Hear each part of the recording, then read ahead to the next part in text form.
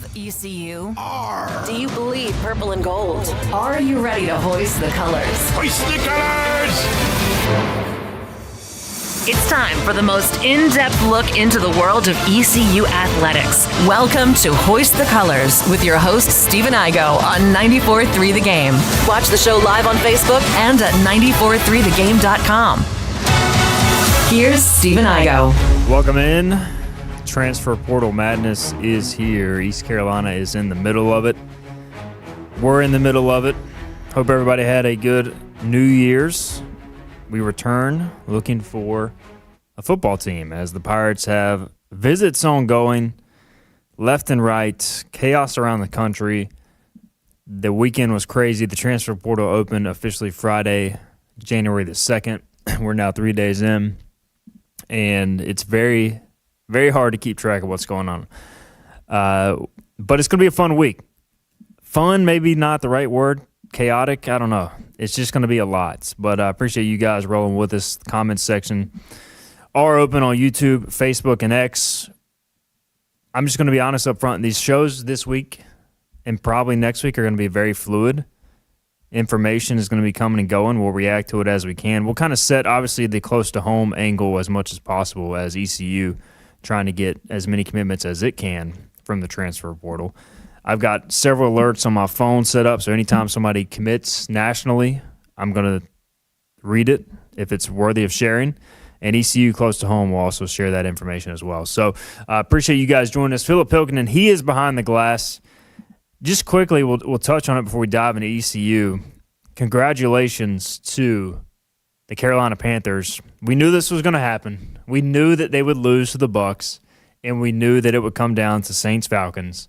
And the Panthers are going to the playoffs with a record of 8-9, and they will host the Los Angeles Rams. Are you ready, Phil? And you get the Texans 4:30 time slot. Are you excited? I'm excited. It's going to be fun to go to a playoff game for the first time in 10 years. It's going to be fun to see my team play in one for the first time in 8 years. So, look, they're going to get their rear ends handed to them. It's not going to be pretty, but, hey, you're in the playoffs. Should you be there? No, right? The Vikings and the Lions both had better records in the NFC than the Panthers did. Congratulations to Dom's Vikings, a 5-game win streak. I was like, we'll still have the 7th best record as long as the Lions win. And I looked up and here the Vikings sit at 9 wins. So, look, we'll take it any way we can get it. We're getting to play playoff football. We are by far the 14th most talented team in the playoffs, but hey, we're still there. Also, congratulations to you, Stephen Igo, on your number 1 seed. The road to the Super Bowl in the AFC does go through the Mile High City. Also, I do have a question for you, Stephen. After that, I enjoyed my few days off. I have gotten some sleep, well rested. Have you gotten any sleep? Because this is the most busy time of the year for you. How you doing? You got a caffeine pill that you popped before you walked in today? I have refilled my coffee twice already this morning. I've gotten a decent amount of sleep, but like just the days my eyes are starting to get strained. Like I can feel it just staring at my computer and my phone. Like when you can like feel like your eyes getting heavy and tired. Yeah, we've officially reached that point already, and it's just beginning. But hey, we have a ton. Like the message board right now, I can't emphasize it enough. If you're not a member, 50% off. I think that special still exists. Sign up now, man. It is absolutely chaos, but it's fun. All the rumors, all the VIP posts you want, we're dropping it online. So we're gonna make it through, man. ECU's got to find a football team in these next 2 weeks, like everybody else in America. Otherwise, they're out of luck. I mean, you have no other window to really add to your team. You can add in the spring, but most of your good players are going to be picked over by then because you can't enter the portal after this 2-week window. All right, a few more things here from the chat. Lane Smith says Eagles, Panthers, Broncos to the playoffs. Yeah, it's a good day to be part of the HTC crew, except for Bobby, his Commanders. Tough year, but hey, at least they get a good pick. Yeah. What are they, like top? I think they're 5 or 6. Yeah. There were a lot of teams with 3 wins, and they ended up with 5 wins when it was all said and done. So they kind of played themselves out of some picks. But they're a good team, though. So it's not like they're like dying for a really high pick. But it's good to have a high-ish pick. Kenny Curling's nice pick 6 for 29. Yeah, shout out to Jaquan McMillan. He scored the only Broncos touchdown yesterday, and he is a defensive back. So that tells you how it went. Denver is going to have to win a Super Bowl if they do on its defense.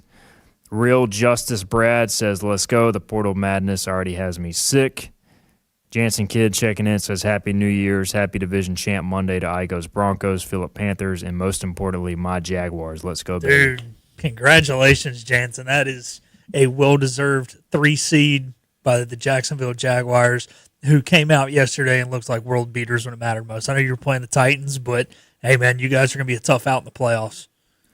Yeah, I think the Jags are honestly – I mean, they're just scoring so many points. They're just scary right now. It's so crazy. The 2 AFC South teams might be the best 2 teams in the AFC right now. I like the Texans too, man. They're playing good football. Yeah, defense is scary. So the game last night was just a perfect way to end the regular season. Steelers getting the win as the Ravens missed the playoffs. And again, Keaton Mitchell set up his team with a chance to walk it off, but the Ravens kick sailed wide right. All right, we will get into the NFL as the week progresses.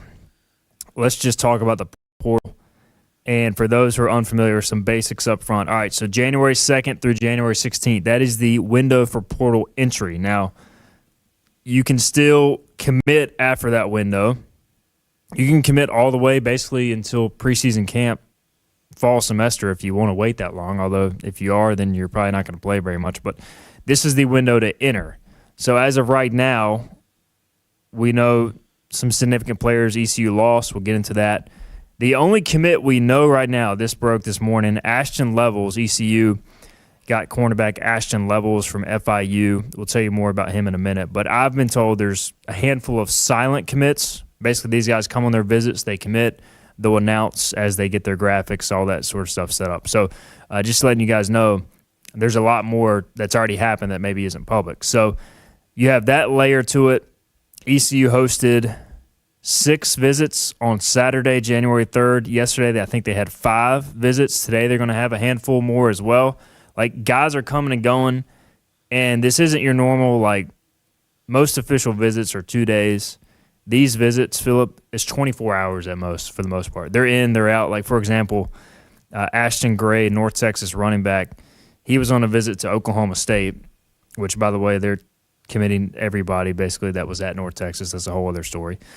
He got to ECU last night. He arrived at Pitt Greenville Airport at 11:51 p.m., and now he's doing his visit today, and then he'll probably be leaving, tonight to either go somewhere else or go back home. So it is like it's speed dating, man. So, and the other thing is you've got situations where guys are committing without even visiting. For example, Gavin Marks, Mercer transfer. His father went to East Carolina. He's an East Carolina family. He was talking to ECU. He had visits up to ECU for Sunday, had visits up to Tulane for the days to follow, and then a visit to Toledo with his old coaching staff. The Mercer staff went there.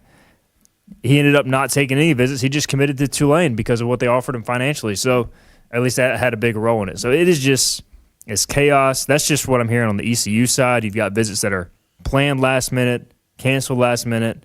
These agents, they're in my DMs. Some of them are cool. A lot of them aren't.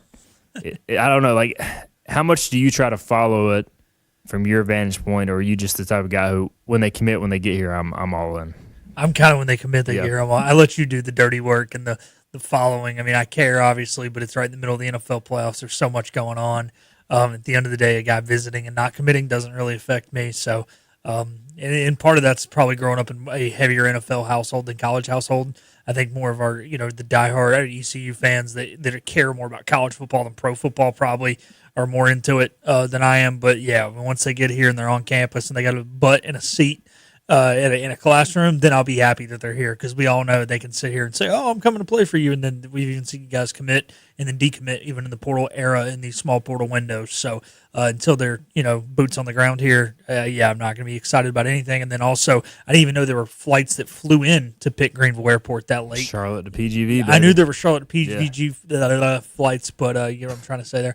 But I thought there was like one in the morning and one mid-afternoon. But, hey, I guess this time of year, got to ramp up them flight numbers. Thanks, American. You got to do what you got to do around the holidays. And, yeah, usually there's like 2 flights, Greenville to Charlotte per day. So, all right, everybody wants to know about the quarterback situation.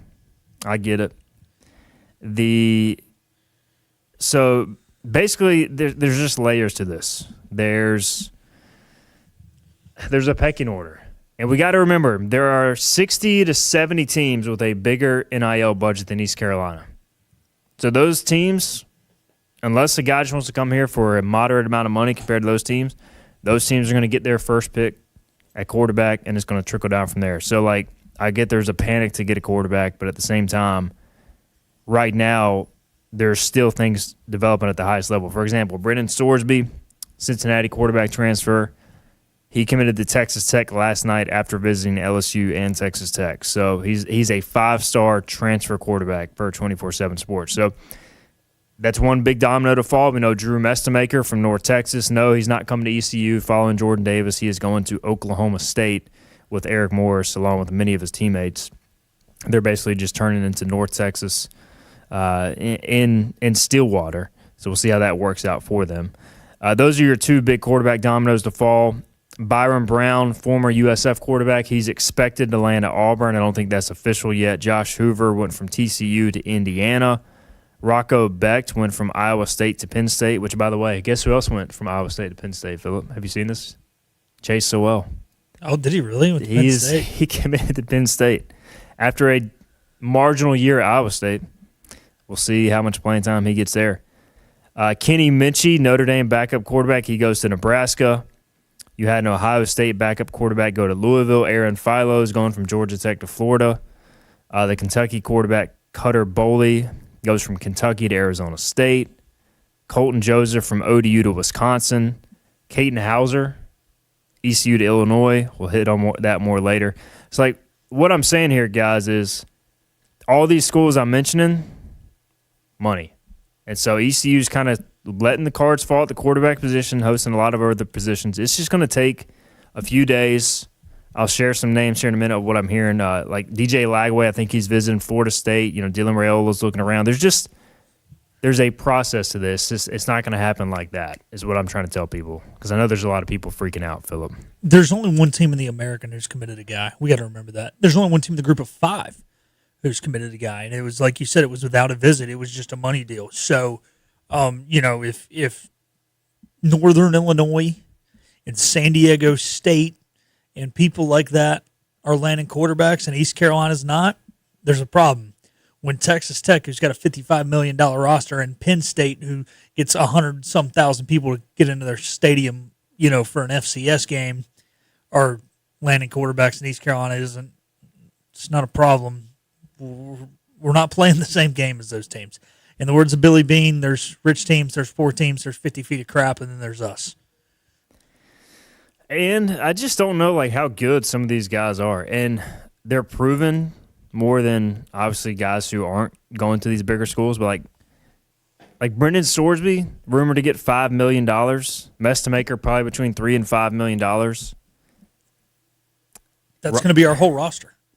Yeah, I don't know. Like Josh Hoover at TCU going to Indiana. I mean, I know he's good, but I just don't know. And the market is there because teams are desperate for a quarterback, but this has got to correct itself at some point because, like Sam Levitt, he was rumored to get a $5 million offer from Kentucky.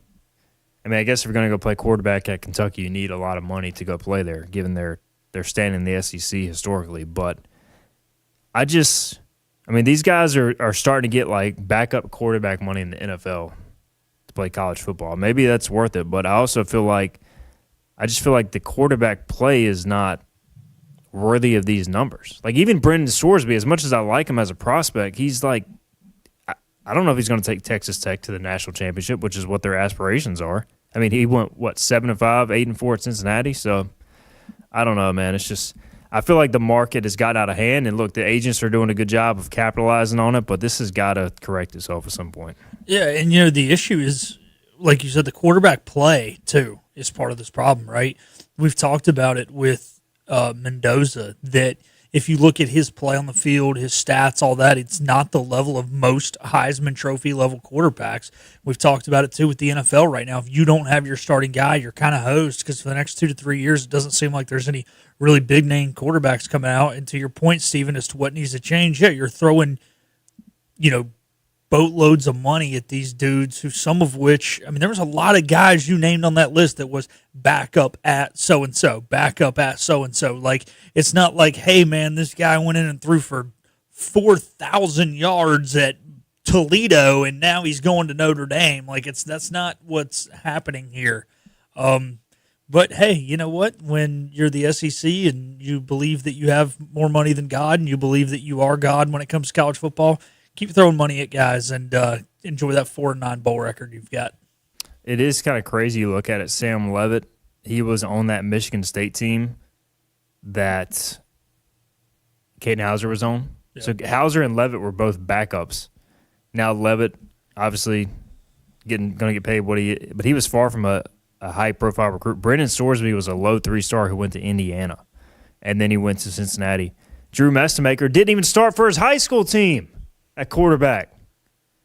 I mean, this recruiting inexact science. Byron Brown, Rolesville, like 2 hours up the road, less than that from ECU, was not even offered by East Carolina. Goes to South Florida as a mid-3-star recruit. Now he's on his way to Auburn to become a multimillionaire. It just shows with all this data, everybody, all these eyes, we still don't have a clue what we're doing when it comes to evaluating quarterbacks. We still don't, Philip. And I don't know if we ever will. No, I don't think you will. I mean, look, Matt Castle never started a game in college, and Ryan Leaf was taken number 2 in the draft. I mean, look, Keely Smith was taken number 3 in the draft, right? So it's one of those things with a quarterback. It's so much about the system. It's so much about the guys around him. And it's so much about when you have that light bulb moment go off and you learn either how to play football or that maybe this game isn't for you. And there's no position in sport like it when it comes to that. I mean, yes, it happens to guys in other places, but to the level that it happens at quarterback, there's nothing else like it. It is tough to predict the unpredictable, especially the mental side of playing quarterback, which it goes into so much of how good a quarterback becomes. All right, let's get a break in. When we come back, I'll share some of the names I've heard, go a little bit more on the player who committed to ECU this morning. What positions do I feel good about ECU adding? What positions are we worried about? We'll get into that and more. This is Hoist the Colors on a Monday. The team of Flatlands Jessup is working overtime to help ensure that Eastern North Carolinians like you get the health insurance help you need this open enrollment period. New legislation passed meaning more people than ever qualify for affordable coverage. Let us help you today. Big tax credits are back. Get a 30% tax credit, up to $2,000 off your new Mitsubishi electric heat pump install. Let Comfort Master help you take advantage of the tax credits with a qualifying Mitsubishi electric ducted heat pump or non-ducted Mitsubishi electric mini splits. Mitsubishi electric mini splits are ideal for bonus rooms, garages, or sunrooms. If you need a new HVAC unit, call Comfort Master today. Call Comfort Master. Call Comfort Master. You know what the problem is with standard belts? Usually you have to choose between too tight or the opposite, too loose. But with Anson Belt and Buckle, you don't have to choose. We got rid of the holes and instead have a track system designed for micro adjustability. That way you can enjoy a perfect fit every time. Anson Belt and Buckle. Find your perfect fit today.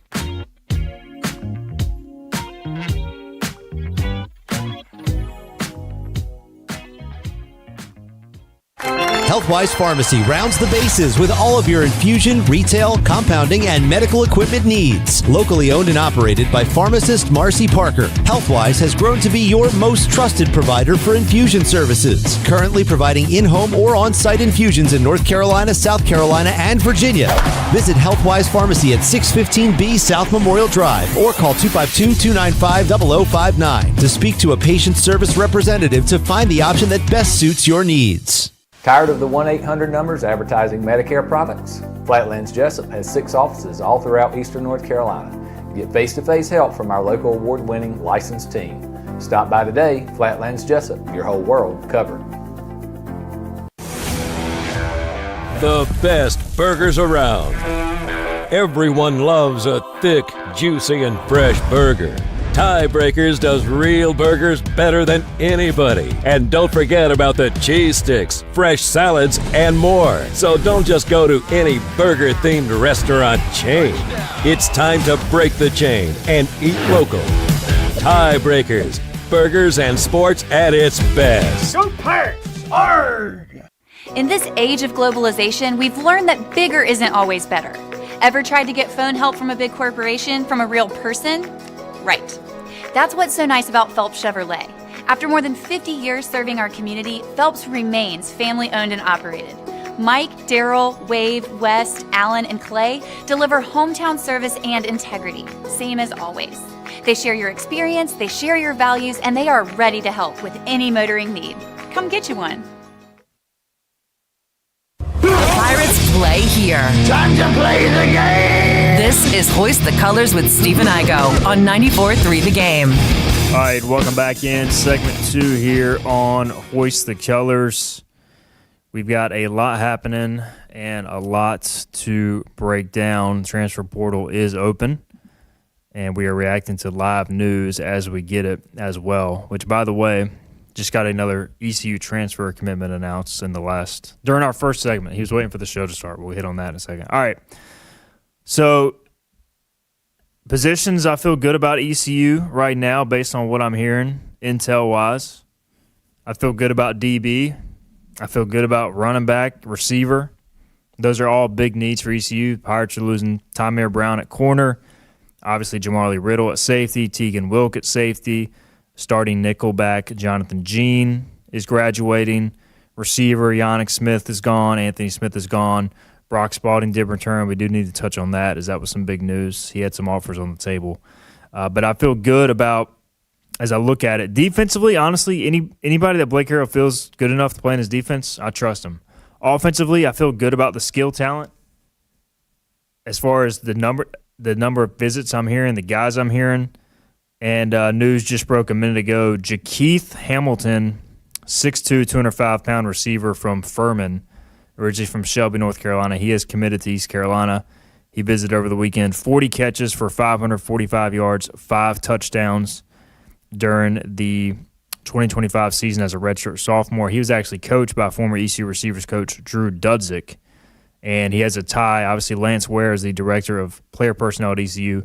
He was coach at Shelby for a long time, so you have that connection. And Jakeith Hamilton, one of the receivers, he had a 141-yard performance with 11 catches against East Tennessee State. He also had 7 grabs for 105 yards against Campbell, had 2 catches for 24 yards in the game at Clemson, including a 22-yard catch. So 6'2", 205, pretty proven production as a redshirt sophomore in a breakout year, Phillip. To me, I think you're going to see ECU add 2 to 3 outside receivers, and I think this is a pretty good start.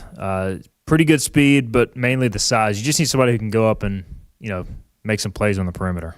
Yeah, and I think that's something that, I don't want to say we've 100% lacked, because we have had some big bodies. In the past we had CJ, had Isaiah, but I think, finding guys in this era who are quick, guys with good hands, I hate to use the term dime a dozen, but I think they kind of are. And, I think, is it official Brock Spalding's coming back? Yes, he announced his return, yep. So, with Brock coming back and some of these other younger guys who are pretty fast, guys like Johnny Williams, you feel like you're going to be able to get the ball in guys' hands. But who's going to be the big body at the goal line? And we're going to get into the tight end discussion either here in a little bit or throughout the week. But, we were talking about it last week. These big body, true number one tight ends are just going to be hard to attract at a school like ECU. You can get depth at those positions. Maybe you're not going to have the guy, so therefore you need the big body guy down inside the 5-yard line, and it sounds like he can be it.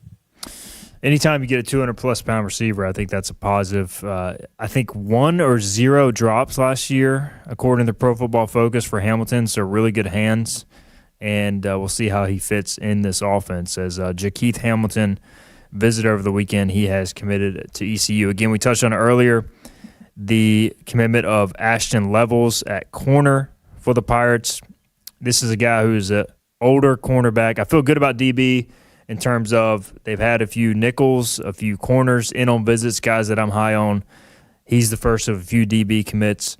Now, not the sexiest name, but he's a guy who has played a lot of college football. Started at a lower level in Texas, then went to Butler Community College, spent 2 years at FIU.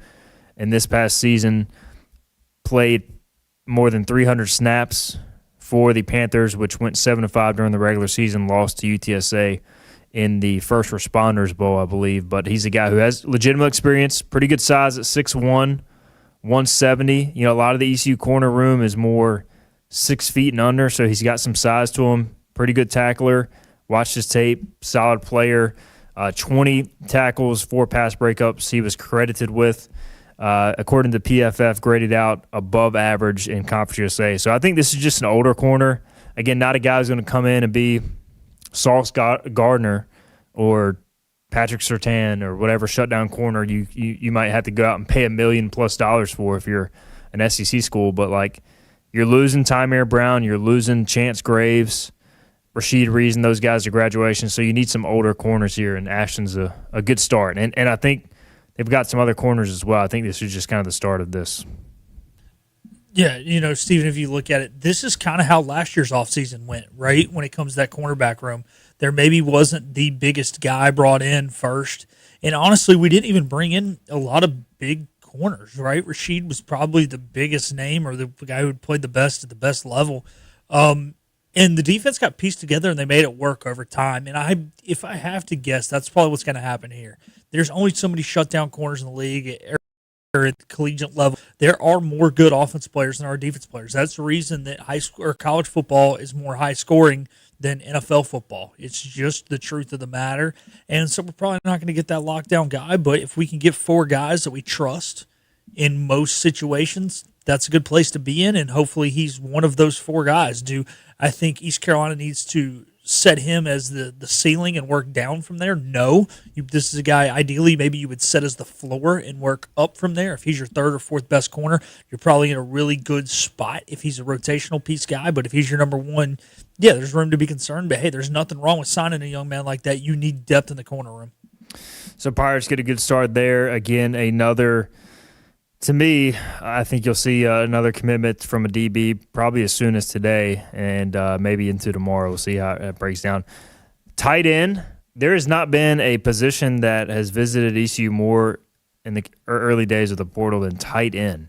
And I've heard the Pirates already have a commitment there as well. Now, I'm kind of going back to last week's conversation. It's going to be tough to replace Javante Connor, Desiree Riles, but I like what I'm seeing from tight end visits. They're going to be able to get an older guy or 2, and that position is going to be solid at best. Now, what am I concerned about? The quarterbacks deal, I just didn't know what to expect from the market because, as we talked about, there's not that many great college quarterbacks right now, and just the sense I'm getting, it's going to be very tough to go out and land a proven, hey, this is our guy. We're going to pay this guy $1 million. Like they offered to Caden Hauser. It's looking more to me like they're probably going to have to take an older quarterback who can run the system, who might thrive in this specific offense, and then maybe go get like a younger power forward bounce back or a young guy with upside who hasn't played a lot, kind of a boom or bust type guy, and maybe let those 2 and Chasten Ditta, if he returns, compete for the job. That to me is looking like your most likely scenario. I will say my ECU sources have been pretty quiet on the quarterback front because I think there's a lot of strategy playing out here. The last thing you want to do if you feel good about landing a guy in this market is put his name out there and get outbid for him. So, but I worry about, hey, ECU just seems unlikely to me that they're going to be able to go get some slam dunk quarterback. And we got to remember, Caden Hauser, Jake Garcia were far from slam dunks when they came in too, and we know how that played out and so forth and so on. So that, and then offensive line. I mean, there's just not enough offensive linemen. Look, Jamarion McCrimmon's probably going to NC State. We'll get into that later. Kojo Poku is between Missouri and Texas Tech.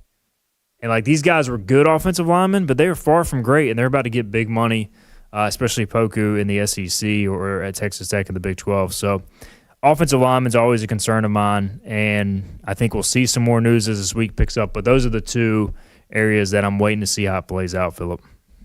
Yeah, and those are the 2 that you're probably going to have happen last. Yeah. Because it's one of those places where there's only so many good ones. And in a lot of cases with the quarterback, there's 1 or 2 that you bring in. And you don't want to reach and overspend, too. You don't want to reach and overspend, yeah. And those positions are more pecking order based. Like linebacker, for example. Dude, there's so many linebackers out there, safeties, corners. You're going to be able to go out there and just take the levels kid we got. He knows that he wasn't going to Arkansas, right? So he got an offer that he liked at a bigger school than he was at, and boom, now he's here. And kind of the same thing with Rashid Reason last year. So those are the plays you're going to get. But when it comes to the offensive line, look, there's only so many of those guys. When it comes to quarterback, there's only so many of those guys. And when it is so much based on you want to go to the best situation possible when you're in those scenarios, and best situation always being the biggest school, it's going to be the domino effect. It's not going to be the random selection effect like it is at wide receiver, corner, and linebacker. So ECU will host another receiver today, by the way, and Chris Culliver from North Carolina. That news is out there, so I don't have a problem sharing it. How do we feel about guys who are super talented, which Culliver is, but he has just not produced? He started, I think, 2 of the first 4 games for UNC this year with Bill Belichick, and he's got 13 career catches. He has returned 2 kickoffs for touchdowns. Like, to me, this is a boom or bust situation as well. I've heard he's got legit talent, inconsistency a problem. Is he going to be an Anthony Smith or is he going to be a Jaquez Petaway? That's what. Again, it's an inexact science. So I guess if you're going to bring in a guy like that, regardless of the position, Philip, it's like, that's why I like adding a Jakeith Hamilton, an FCS guy who's at least produced. You're going to get a solid baseline there. I think you can take a few of those guys. I just don't want to make a living taking players maybe like that, if that makes sense. Oh, yeah, absolutely not. But, again, you took Anthony and it worked. And this guy was starting at Carolina. I mean, look, the quarterback play was bad there. Let's just call a spade a spade. So, look, I don't want to be taking 8, 10, 12 of these dudes, but if you take 2 on each side of the ball, cool. Because if they pan out, they pan out. And if not, man, you got 85 scholarships. Hell, it's going up to 105. Like, half your team don't play anyways. Now, you've got to still have guys behind them, like you said, that can just be, non-boomer bust guys. But, hey, look, you got to take chances. If Blake Harrell didn't take chances, Blake Harrell wouldn't be where he is today in life. That's all I got to say. He's pretty damn good at taking chances. And receiver's one of those, you're going to have enough bodies there. You can afford to take a chance or two. Like you said, it's not like it's offensive tackle where you're only going to be able to get 3 to 4 of those guys, and you can't necessarily afford to miss. All right, let's get a break in. We'll come back. We'll talk about the guys who have hit the portal for ECU, where they're going next, and any other questions you guys got in the chat. I know we're getting a lot. I'll try my best to get to those that are pertinent as well, and we'll have a lot of back and forth discussion throughout the week. So keep those coming as well. I'll bookmark them, but we'll be back right after this on Hoist the Colors.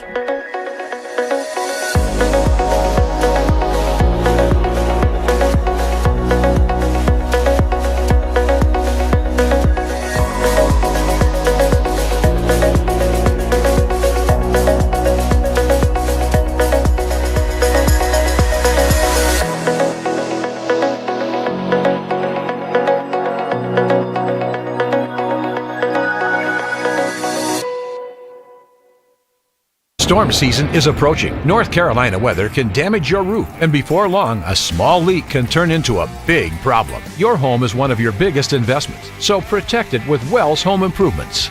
We work with all insurance companies for a hassle-free roof installation experience.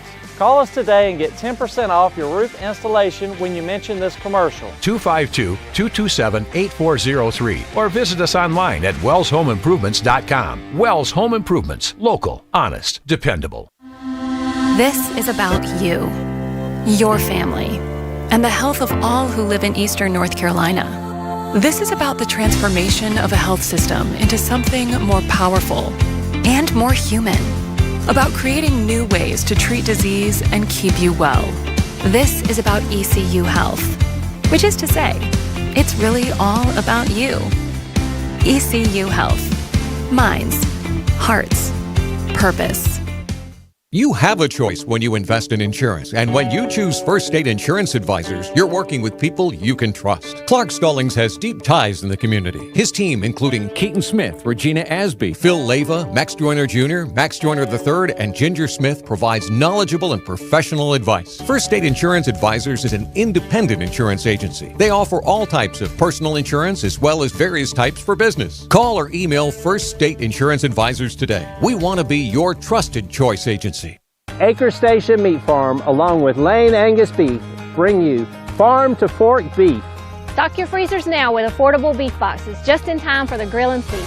Farm to Fork Beef brings quality local beef to your family. from your traditional butcher shop, Acre Station Meat Farm. Come on down to Acre Station Meat Farm and find out why we're #1 in fresh cuts and friendly service. Acre Station Meat Farm, Highway 32 North, Pinetown. At National Finance, we're all about hometown support, just like ECU football. National Finance helps us win on and off the field. They've got your back when you need it most. Fast, easy personal loans for life's big plays. And just like us, they're committed to Eastern North Carolina. National Finance, proud supporters of ECU athletics. Visit nfcmoney.com for loans as fast as today. Get ready to board. Hoist the colors. All right, welcome back in. Hoist the colors here again. News breaking on this transfer portal Palooza Monday. ECU has a receiver commit, Shakeith Hamilton from Furman. Also has a commitment from cornerback Ashton Levels. Levels with 2 L's at the end from FIU. More to come, so stay tuned. Again, hoistthecolors.net. We got you guys covered with a ton of info there, and we'll break it down all week long on this show. All right, we're getting a lot of questions about Katin Hauser to Illinois, what he got.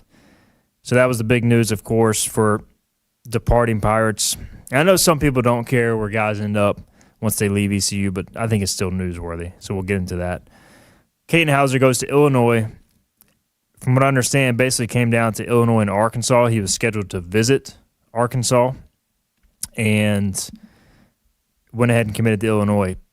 Don't have a number. I'm going to talk to some Illinois people later today. I'm going on one of their podcasts to talk about Katin Hauser, what he brings to the table. I would assume in the $1.5 to $2 million range, but we'll see what I can find out there. Illinois, kind of an odd fit, but I don't think it's a bad fit. I know he wanted to get back to more of a pro style system to improve his stock for the professional level. He'll get a chance to do that at Illinois. They obviously had big success with Luke Altmaier, and he's going to be kind of the bridge to a new era of football for the Illini. Is it the sexiest destination? No, but I think it's a decent fit, and I think it's a better fit than Arkansas would have been. So Katin Hauser's back in the Big Ten. Philip, how do we feel about the former ECU quarterback going to the Illini? I mean, if he's going to leave here because we're not offering him enough money, at least he's going to one of the 2 main conferences, right? You didn't want to see him leave here. Because they were Baylor and UCF early, and that would just been... Yeah, it was kind of a sucker punch, I feel like, for us when we offered him, it sounds like north of $1 million and, obviously a guaranteed starting job. So I think this is a place where he can go. We'll see what they do the rest of the time, but where he can go and probably be the starter without really having to compete for the job. So he's obviously been in that conference. He's used to that speed of play. And, like he said, that pro style is what we were kind of hearing when there was ramblings that he may enter the portal, was something that he had wanted more for his future. And obviously, it looks like we're going to have an air raid style. Pro style does translate the NFL game a little better. There's really only 2, maybe 3 teams that run the air raid in the NFL, and you have to have a true air raid quarterback.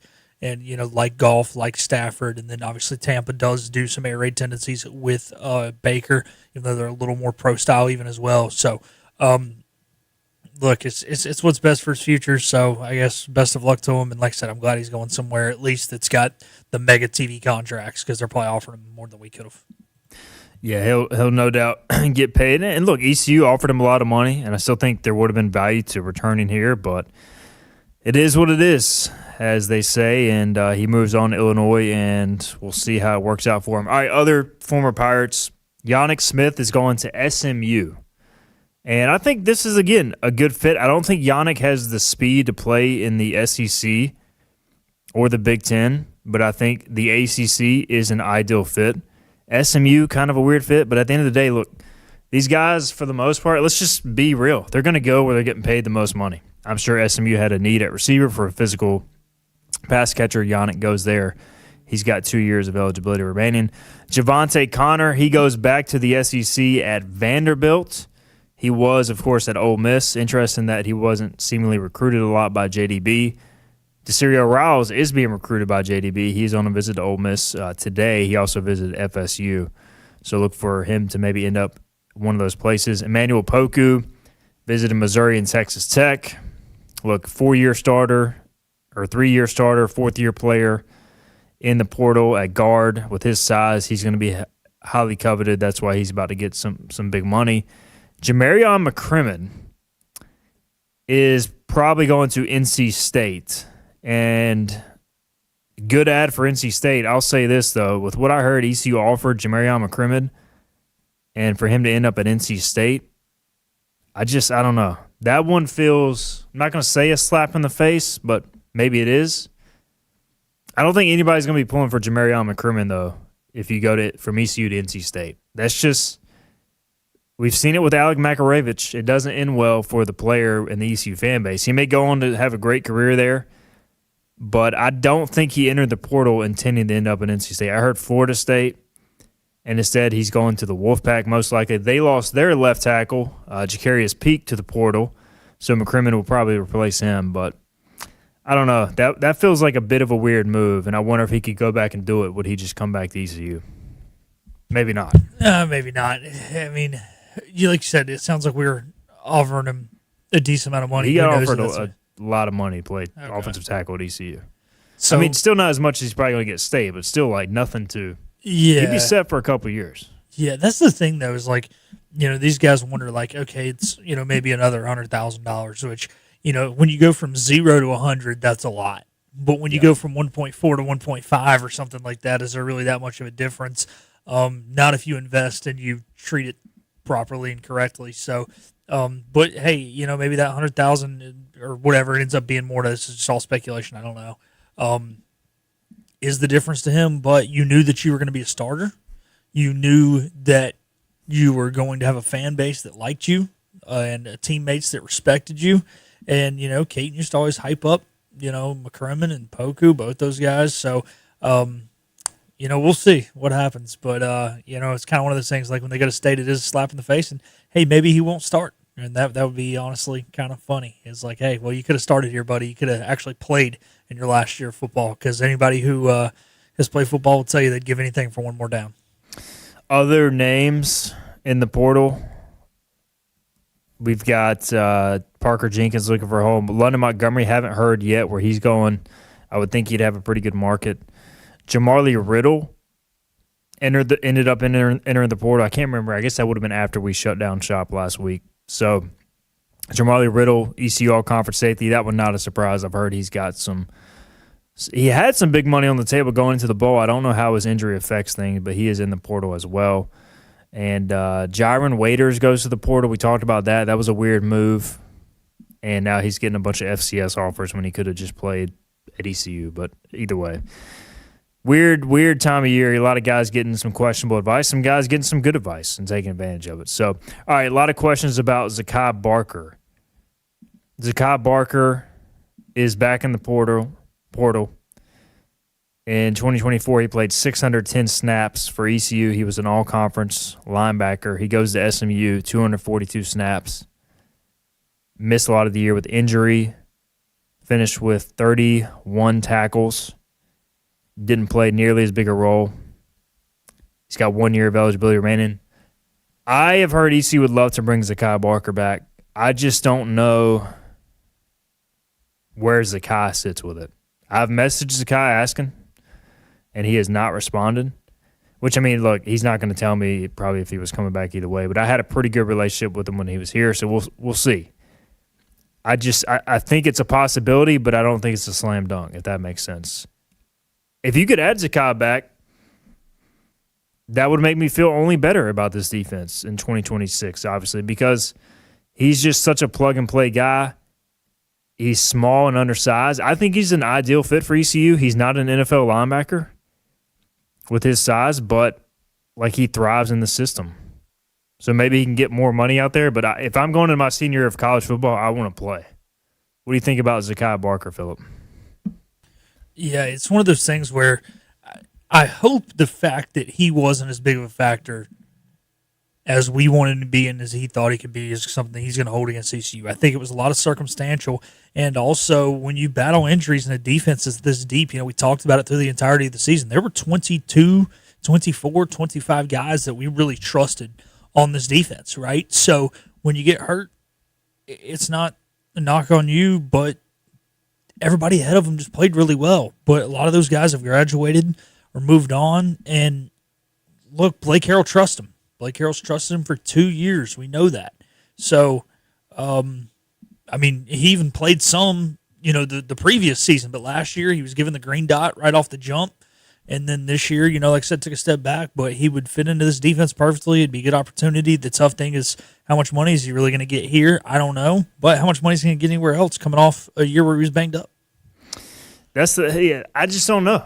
I mean, it wouldn't surprise me if he still got big offers because the market is just crazy. But I do think linebacker is probably the most undervalued position nationally with college football. Like, you can just get linebackers and DBs fairly easily that are solid. So we'll see. I think ECU would be prepared to offer him a pretty hefty amount. Now, what does that compare to other opportunities? I don't know. But I think it's in play. I just don't know if it's going to become a 100% reality, but we'll continue to keep you up to date. All right, a couple things here before we get our final break in. Kenny says, sorry, I'm not pulling for any player that leaves us maybe if they make it in the pros later. What if they come back, Kenny? What if Sakai comes back? Would you pull for him then? What if Jamarion were to come back? Would you pull for him? John Moody says, shout out to us being the top viewed bowl this year at 2.5 million viewers for an 11 a.m. kick. Yeah, the most viewed military bowl since 2018. I believe I saw that graphic. So not a great kick time, but good TV slot, it appears. And somebody wants a hint on who the quarterback might be. I'll tell you what, I'll drop a name after this break. I'm also getting crap from Dan, who says Igo has now dodged a Jello shot on the way into the Military Bowl in back-to-back years, and based on the results, I don't think I'll ever get to share one with him. Dan, do you serve up these Jello shots prior to games at Daddy Ficklen Stadium? Because let me tell you, as much as I would love to take a Jello shot with you, I have to be a professional. I've got to work. Now, I may take my family to a game next year, and I may be able to partake. So, are you going to be setting up shop at Dowdy Ficklen? Igo will attend a couple games as a fan in baseball. He always does. So, if you tailgate baseball, that's when you got to let him know. So, let me know. I will take you up on it, Dan. I just have to be in a non-working capacity. I can't be up there. Look, I'm already emotional enough when I'm not supposed to be. I can't be up there. I'd be cussing out the refs and lose my job if I were to take a shot going into a game or a couple. So, all right, let's get a break in. We'll come back. We'll wrap up the show after this, get to any final questions we can. This is Hoist the Colors. Don't miss year-end deals during the Season of Giving at Greenville Toyota. Drive a new Camry, just $229 a month, $229 a month. Or new RAV4, $279 a month, $279 a month. Hurry in for the Season of Giving at Greenville Toyota. You know what the problem is with standard belts? Usually you have to choose between too tight or the opposite, too loose. But with Anson Belt and Buckle, you don't have to choose. We got rid of the holes and instead have a track system designed for micro-adjustability. That way you can enjoy a perfect fit every time. Anson Belt and Buckle. Find your perfect fit today.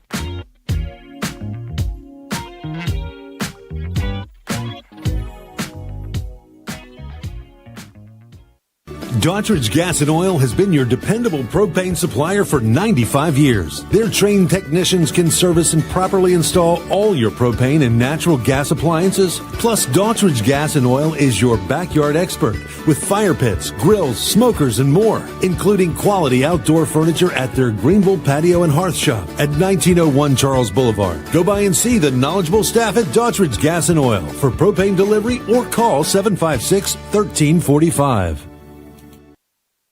Other restaurants claim their food is fresh and fast, but are they friendly? At Moore's, you're treated like family the minute you walk into their doors. With locations in Winterville, New Bern, Swansboro, Morehead City, and Jacksonville. We've been practicing what we preach since 1945. At Moore's, our barbecue is slow cooked and smoked over real wood daily until it's so tender it's falling off the bone. Combined with our fresh chicken, cooked-to-order seafood, and homemade fixins, we're sure you'll agree. If it's not Moore's, it's less.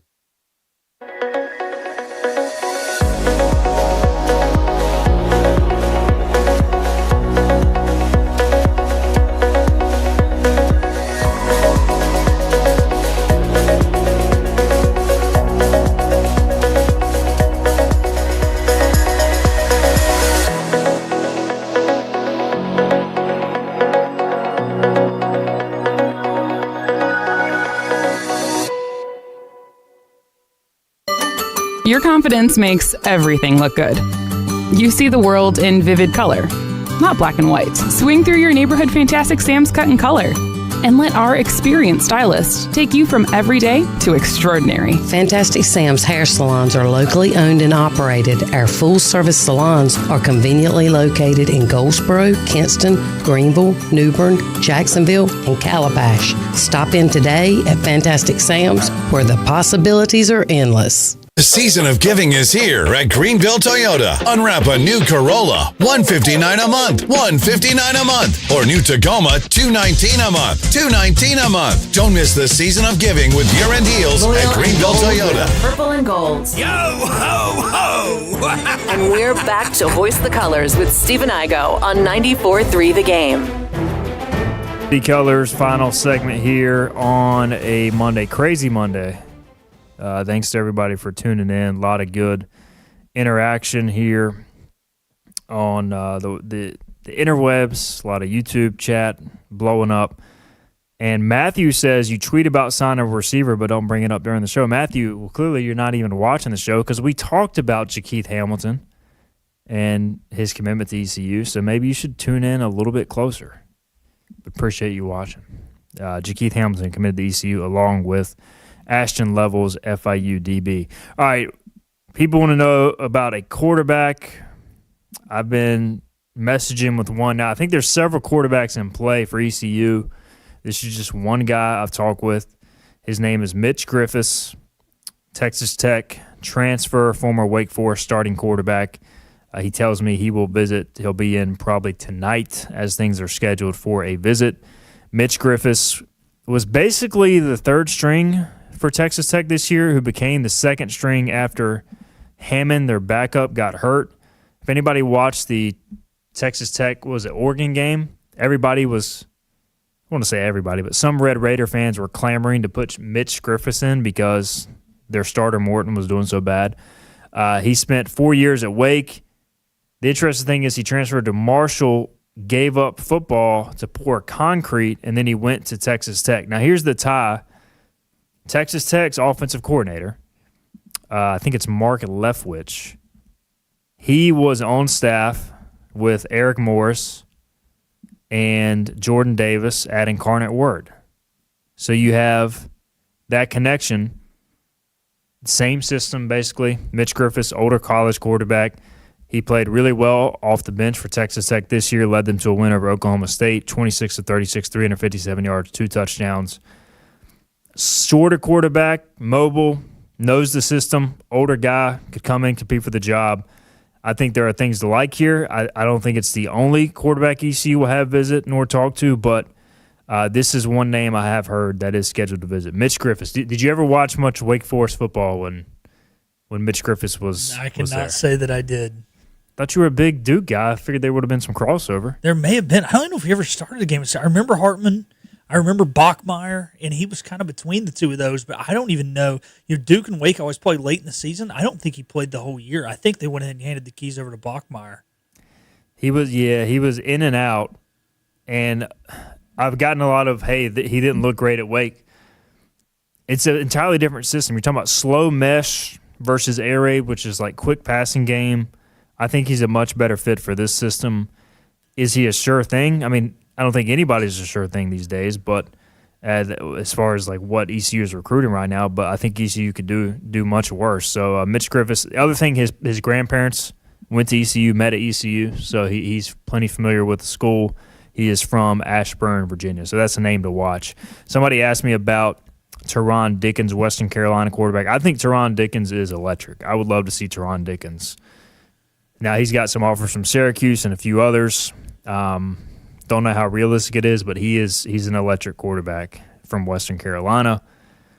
We also have comments asking for Bryce Baker, North Carolina transfer, Braden Atkinson, the Mercer quarterback transfer. I would love to see it, for me, a veteran Griffiths type guy. Doesn't have to be Mitch Griffiths, and then a guy like a Bryce Baker, again, doesn't have to be Bryce Baker, a guy with upside, and let them compete it with Dida. I said that earlier. And I think Dida should be given a fair shot, too. He hasn't even announced he's officially coming back yet, but I think you could do much worse than having a legit competition. Because we got to remember, you can't add after the spring anybody that's going to be good. So I think that's kind of what we're looking at here, and I would expect some news by the end of the week. Somebody wants to know, how about a kicker? I think ECU is going to be shopping for a kicker, punter, and snapper. They did it last year. It worked pretty good, I guess, outside of punter, unless we can find another Mike Wright. So Mike Wright punted the ball well.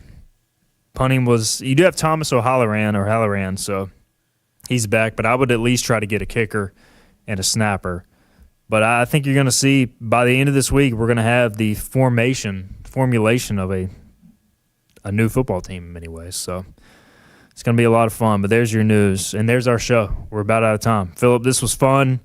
I don't know how many guests we'll have this week, but there'll be a lot of back and forth, a lot of news, and we'll have some fun along the way. Yeah, I think what we did today might be what we do the next 4 days. But, hey, it's going to be a whole new show because a lot of junk will have happened since.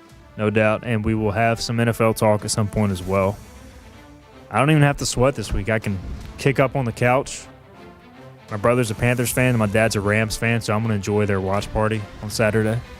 But we'll be back tomorrow, 12 noon. We'll get in the NFL later on this week. More transfer portal talk. Check out hoistycolors.net. Until tomorrow, we'll see you then on HTC.